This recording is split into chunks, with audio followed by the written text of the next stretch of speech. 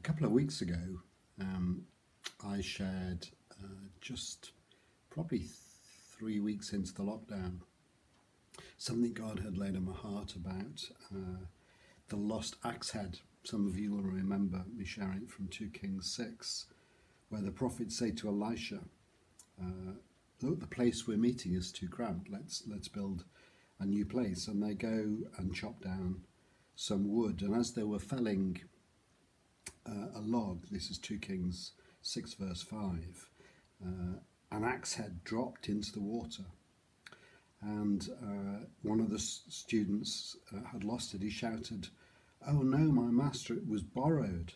And Elisha said, "Where did it drop?"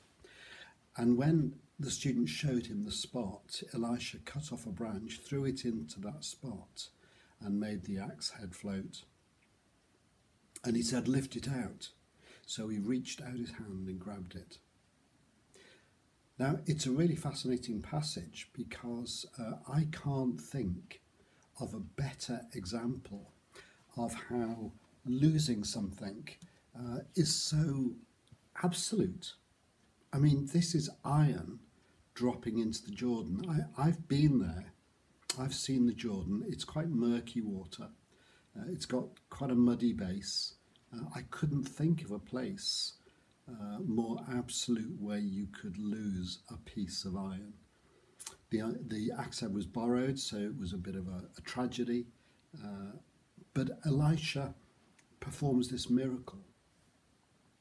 And in performing the miracle, there's two or three things that come out of that. The first is that he uses a piece of wood to find the axe head. Elisha cut off a branch, threw it at the spot, and that made the axe head float. Commentators over the centuries have said that piece of wood is the cross. And when the cross is applied to a situation of desperation, amazing things happen. The cross can bring about restoration. There's nothing new in what I'm saying in that. But the other thing that comes out of this is that the picture of lostness there is absolute. As I say, I can't think of a better picture of something being lost. Maybe losing a small screw on a beach might be a similar example. It's almost impossible that you would find that thing again, a piece of iron dropping into a muddy river. The best forensic teams now would struggle to find it. And yet it is found. And the second thing, therefore, that we can glean from this is the cross, yes, brings restoration, but the cross can bring restoration to lost things that we might think would never be found again.